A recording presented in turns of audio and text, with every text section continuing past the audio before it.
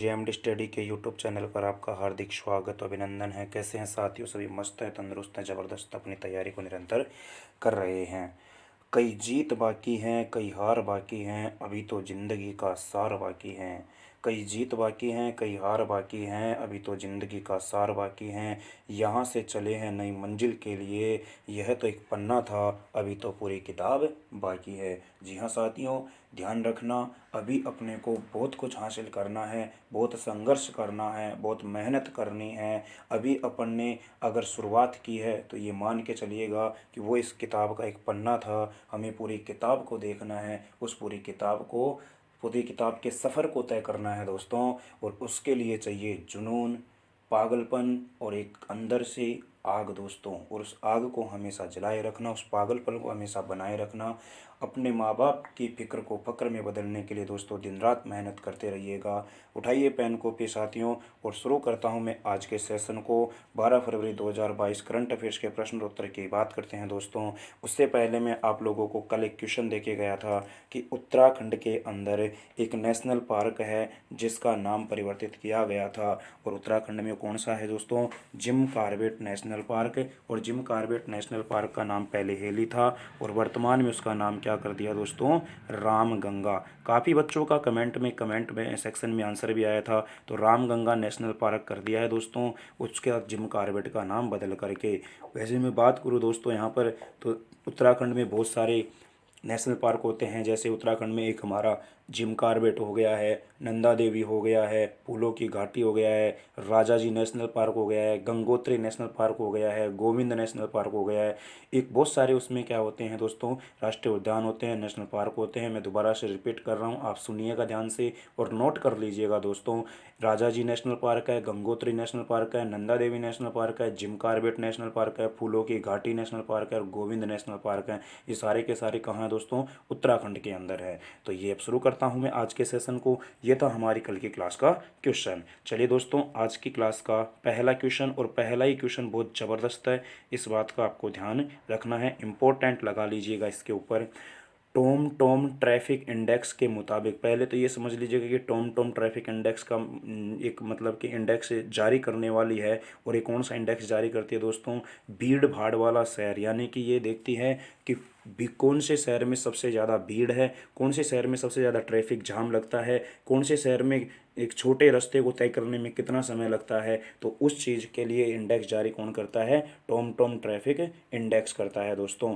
इसके लिए 2021 में कौन सा शहर विश्व का 5वां सबसे भीड़ वाला शहर रहा है? देखिए दोस्तों, इसने कौन सा पूछा है? 5वां शहर पूछा है, इसने हमारे से पहला शहर नहीं पूछा है। तो ये आपको ध्यान रखना है, 5वां क्यों पूछा है? क्योंकि 5वें नंबर पर हमारे भारत की कौन है? मुंबई शहर है दोस्तों। अपने भारत का मुंबई शहर है, जो कि कौन से नंबर पर है दोस्तों? 5th नंबर पर है, इसलिए इसने क्वेश्चन में 5वां दिया है। वैसे आप लोगों को पहला, दूसरा, तीसरा और भारत की स्थिति आपको याद होनी चाहिएगा। तो प्यारे दोस्तों, नोट करिएगा इसको।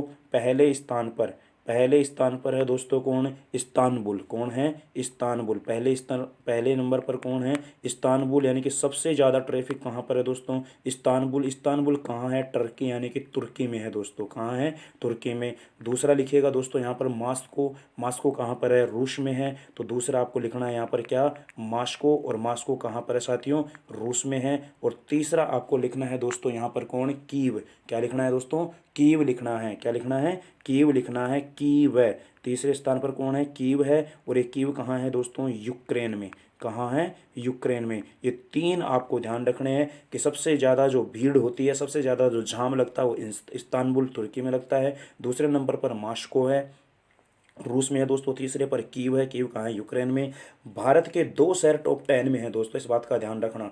भारत के 2 शहर टॉप 10 के अंदर हैं। और टॉप 10 में 2 शहर कौन कौन से हैं? एक तो दोस्तों मुंबई है, जो कि 5th नंबर पर है, और एक दोस्तों हमारा बेंगलुरु, जो कि 10th नंबर पर है, यानी कि 10वीं पोजीशन पर है। तो ये बात करता हूँ दोस्तों मैं आपके सामने। तो टॉम टॉम ट्रैफिक इंडेक्स के अनुसार भारत विश्व का 5वां जो सबसे भीड़भाड़ वाला शहर कौन सा है? मुंबई है। उसके भारत का तो मुंबई है दोस्तों, और विश्व का कौन सा है? इस्तांबुल तुर्की है। अगर भारत का पूछेगा तो पहला कौन है? मुंबई है। क्वेश्चन को ध्यान से पढ़ना। यहाँ पर अगर वो भारत बोल दे तो आपको पहले नंबर पर मुंबई मिलेगा, विश्व का पूछेगा तो पहले पर इस्तांबुल मिलेगा। विश्व का 5वां मुंबई है, 5वें नंबर पर भारत है, 10वें नंबर पर बेंगलुरु है। टॉप 10 में भारत के 2 शहर हैं। और मैं टॉप 25 की बात करूँ तो टॉप 25 में दोस्तों 4 शहर हैं और 2 शहर और आ जाते हैं हमारे, दिल्ली और पुणे आ जाता है। कौन आ जाता है? दिल्ली और पुणे। पर इतना नहीं जाएगा, आपको इतनी जानकारी याद रखनी है। चाहो तो स्क्रीनशॉट ले लीजिएगा या अपनी कॉपी में नोट करते हुए चलिएगा। चलता हूँ मैं नेक्स्ट क्वेश्चन की तरफ। प्यारे साथियों, ये रहा दूसरा क्वेश्चन। फिर से महत्वपूर्ण सवाल आपके सामने आ रहा है। निम्न में से कौन सा शहर दिसंबर 2024 तक देश का पहला बुलेट ट्रेन स्टेशन होगा? आपको पता होगा दोस्तों, बुलेट ट्रेन के लिए 2017 में, कब दोस्तों? 2017 में बुलेट ट्रेन प्रोजेक्ट के लिए मुंबई से अहमदाबाद, कहाँ पर दोस्तों? मुंबई टू अहमदाबाद के लिए बुलेट ट्रेन बनाया गया था। और इसके लिए बीच में 4 स्टेशन बनाए गए थे, जिसका पहला जो हमारा होगा वो कौन सा होगा? सूरत होगा। और ये 2024 तक पहला स्टेशन हमारा बन जाएगा। इसके 4 स्टेशन होंगे दोस्तों, जिसका पहला स्टेशन कहाँ कब तैयार हो जाएगा? दिसंबर 2024 तक। और कौन सा होगा दोस्तों? सूरत होगा। और बुलेट ट्रेन के लिए प्रोजेक्ट 2017 में आया था। ये कहाँ से कहाँ तक चलेगी दोस्तों? मुंबई से अहमदाबाद तक चलेगी। चलिए साथियों, बढ़ता हूँ मैं नेक्स्ट क्वेश्चन की तरफ।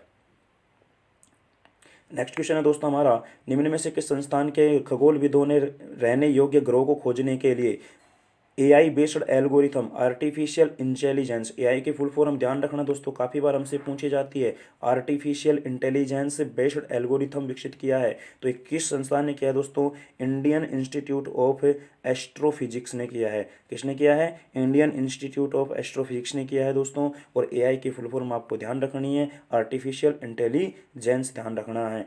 उम्मीद करता हूँ क्वेश्चन समझ में आ गया होगा। चलिए दोस्तों, बढ़ता हूँ नेक्स्ट क्वेश्चन की तरफ। नेक्स्ट क्वेश्चन है हमारे सामने और बहुत प्यारा क्वेश्चन है दोस्तों। इसरो ने कब, ध्यान से समझने की कोशिश कीजिएगा क्वेश्चन को, इसरो ने कब 2022 से कब तक 2022 के अपने पहले PSLV C-52 मिशन, अच्छा पहले मैं इसरो की बात कर लेता हूँ। Indian Space Research Organisation, Indian Space Research Organisation, इसकी स्थापना होती है लाडलों 15 अगस्त 1969। कब होती है?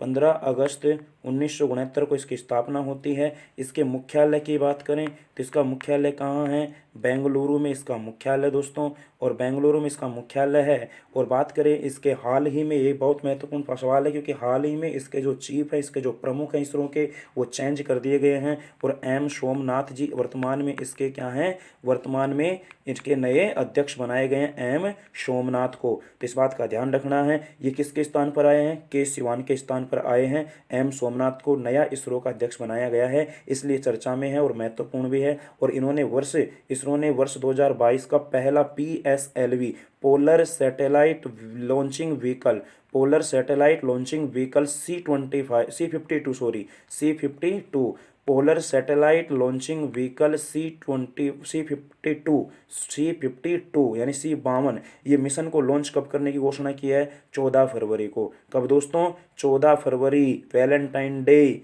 याद रखना। लेकिन 14 फरवरी को दोस्तों कौन सा दिवस आता है? शहीद दिवस आता है। कौन सा दिवस आता है दोस्तों? शहीद दिवस आता है। पुलवामा अटैक हुआ था 14 फरवरी के दिन, तो शहीद दिवस याद रखना है आपको। चलिए दोस्तों, मैं और बातें करता हूं, अगले क्वेश्चन की ओर लेकर के चलता हूं। इस जानकारी को आपको नोट रखना है। इसरो के बारे में विशेष जानकारी, PSLV polar satellite launching vehicle होता है दोस्तों, और ये कहाँ पर है? सतीश धवन अंतरिक्ष केंद्र, श्रीहरिकोटा, आंध्र प्रदेश में। तो ध्यान रखना, सतीश धवन अंतरिक्ष केंद्र श्रीहरिकोटा से ये लॉन्चिंग होती है दोस्तों, इनका आपको ध्यान रखना है। चलिए साथियों, ले चलता हूँ आपको नेक्स्ट क्वेश्चन की ओर। डेलॉइट ग्लोबल द्वारा हाल ही में the woman in the board room report का कौन सा संस्करण जारी हुआ है दोस्तों? तो ये 7वां संस्करण जारी हुआ है। कौन सा संस्करण जारी हुआ है? 7वां संस्करण ये जारी हुआ है दोस्तों। इस बात का आपको ध्यान रखना है। The woman in the board room report का कौन सा संस्करण जारी किया गया है? 7वां संस्करण। दोस्तों एक छोटी सी जानकारी मैं आप लोगों को एक पिछले क्वेश्चन में और देना चाहूँगा, तो मेरे दिमाग में अभी आ गई है, तो उसको एक बार कर लेता हूँ। इस क्वेश्चन का आंसर हमारा क्या होगा? 7वां संस्करण होगा। इस क्वेश्चन पर मैं दोबारा से फिर से आ जाऊंगा। लेकिन अभी थोड़ी सी देर पहले अपन ने टॉम इंडेक्स पढ़ा था दोस्तों। उस टॉम इंडेक्स के अंदर मैं आप लोगों को एक जानकारी छोटी सी मैं और देना चाहता हूँ, और वो जानकारी है दोस्तों क्या, कि इस अब की बार जो ये रिपोर्ट दी है इसने, अब की बार जो इसने रिपोर्ट दी है दोस्तों, वो कौन सी क्रम की थी। तो ये ध्यान रखना, ये 11वें नंबर की क्रम थी। और कौन सी क्रम की थी, 11वीं रिपोर्ट थी दोस्तों। और इसमें 58 देशों के, कितने देशों के दोस्तों, 58 देशों के 404 शहरों को, कितने देशों को दोस्तों, 404 शहरों को, 58 देश के 404 शहरों की ये रिपोर्ट तैयार की है। ये जानकारी भी आप लोगों को इसमें ध्यान रखना है। टॉम ट्रैफिक इंडेक्स वाले क्वेश्चन में आप लिख लीजिएगा। 11वीं रिपोर्ट थी दोस्तों ये, 11वीं रिपोर्ट थी, 58 देशों की थी, 404 शहरों को इसमें शामिल किया गया है। चलिए अब वापस से अपन अपने क्वेश्चन पर पहुंचते हैं, जहां पर अपन थे दोस्तों। कहाँ थे अपन साथियों, यहाँ पर थे कि the woman in the boardroom report का कौन सा संस्करण था ये दोस्तों, 7वां संस्करण था। चलिए साथियों लेकर चलता हूँ फिर से मैं आप लोगों को नेक्स्ट क्वेश्चन की तरफ। नेक्स्ट क्वेश्चन है हमारा यहाँ पर, नेक्स्ट क्वेश्चन है दोस्तों, इनमें से किस विधानसभा ने हाल ही में एक विशेष विधानसभा सत्र ने नीट विरोधी विधेयक को फिर से अपनाया है। नीट विरोधी विधेयक, नीट यानी National Eligibility cum Entrance Test. National Eligibility cum Entrance Test जो होता है दोस्तों, जो नीट के लिए होता है, जो मेडिकल साइंस के लिए होता है, जो मेडिकल के लिए होता है दोस्तों, तो उसके लिए National Eligibility cum Entrance Test. तो ये कौन सी विधानसभा ने इसके विरोध विधेयक को फिर से अपनाया है, तो वह दोस्तों तमिलनाडु विधानसभा ने। किसने अपनाया है, तमिलनाडु विधानसभा ने अपनाया है। चलिए दोस्तों बढ़ते हैं नेक्स्ट क्वेश्चन की तरफ। नेक्स्ट क्वेश्चन है दोस्तों हमारा, निम्न में से किस केंद्रीय मंत्री ने हाल ही में पावरथॉन 2022 हैकाथॉन लॉन्च किया है।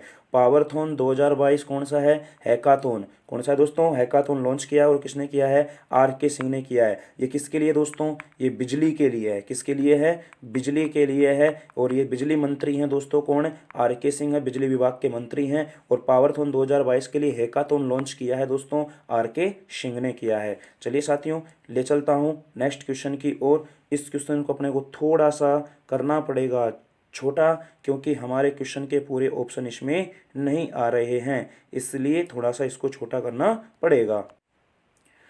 निम्न में से किस देश की सरकार ने ताइवान की पैट्रियट मिसाइल रक्षा प्रणाली की मरम्मत के लिए $100 मिलियन मूल्य के उपकरणों की बिक्री को मंजूरी दी है। ताइवान की पैट्रियट मिसाइल रक्षा प्रणाली की मरम्मत के लिए $100 मिलियन मूल्य के उपकरणों को बिक्री की मंजूरी किसने दी है दोस्तों, अमेरिका सरकार ने। किसने दिया है, अमेरिका सरकार। याद रखना अमेरिका के जो राष्ट्रपति हैं वो कौन है, जो बाइडन हैं। कौन है दोस्तों, जो बाइडन हैं। और एक कौन से क्रम के हैं दोस्तों, ये भी आपको याद रखना है। ये हैं साथियों कौन से क्रम के, 46वें नंबर के।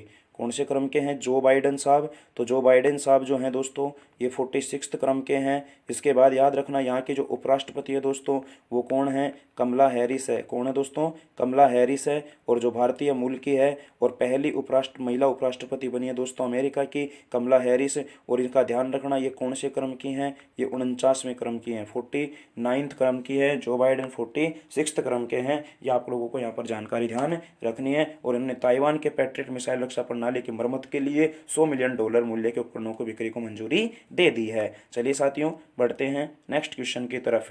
नेक्स्ट क्वेश्चन है हमारा, निम्न में से किस देश ने स्थित जेट, देखिए अभी थोड़ी देर पहले क्या आया था, नीट आया था, अब क्या आ गया, जेट आ गया, यानी कि joint employment test. Joint employment test प्रयोगशाला ने परमाणु संलयन ऊर्जा में 59 मेगा जूल ऊर्जा का उत्पादन करने का रिकॉर्ड बनाया है। तो ये बनाया दोस्तों यूनाइटेड किंगडम यानी यूके ने बनाया है। किसने बनाया है दोस्तों, यूके ने, यूनाइटेड किंगडम ने बनाया है। ब्रिटेन ने बनाया दोस्तों 59 मेगा जूल ऊर्जा का उत्पादन नए करके नया रिकॉर्ड बनाया है। ये आप लोगों को नोट करते हुए चलना है। चलिए दोस्तों चलते हैं नेक्स्ट क्वेश्चन की तरफ। और आज की क्लास का लास्ट क्वेश्चन है दोस्तों हमारा, भारत हाल ही में किस देश को यूनिटरी डिजिटल आइडेंटिटी फ्रेमवर्क को लागू करने के लिए अनुदान देने पर सहमत हुआ है। तो ये किसको अनुदान देने पर हुआ दोस्तों, यूनिटरी डिजिटल आइडेंटिटी फ्रेमवर्क। तो ये हुआ है दोस्तों किसको, श्रीलंका को। किसको दोस्तों, श्रीलंका को। हाल ही में किस देश को, हाल ही में मतलब कि श्रीलंका को यूनिटरी डिजिटल आइडेंटिटी फ्रेमवर्क को लागू करने के अनुदान को सहमति दे दी है दोस्तों। तो ये था दोस्तों आज का सेशन हमारा। उम्मीद करता हूँ कि आपको क्लास अच्छी लगी होगी, और क्लास अच्छी लगी हो तो दोस्तों आपको इसको लाइक करना है, आपके फ्रेंड्स के साथ इनको शेयर करना है। और प्यारे साथियों, कोई भी दिक्कत हो आप कमेंट बॉक्स में कमेंट कर सकते हैं। और प्यारे बच्चों, आपके अपने चैनल जेएमडी स्टडी को सब्सक्राइब करना है, और सबसे ज़रूरी है अपने माँ बाप के सपनों को पूरा करने के लिए मेहनत करना है। तो जी हाँ दोस्तों, अब मिलेंगे अपन नई करंट अफेयर्स के साथ, नई सुबह उसी जोश और उसी जुनून में, नई करंट अफेयर्स के साथ, नए प्रश्नों के साथ में दोस्तों। तब तक के लिए अपना और अपने परिवार का ख्याल रखिएगा, जमकर मेहनत करिएगा दोस्तों। कोई भी समस्या हो आप कमेंट सेक्शन में कमेंट कीजिएगा। मिलते हैं नेक्स्ट क्लास में, तब तक के लिए देखते रहिए आपका अपना JMD study. Bye bye, take care, जय हिंद दोस्तों।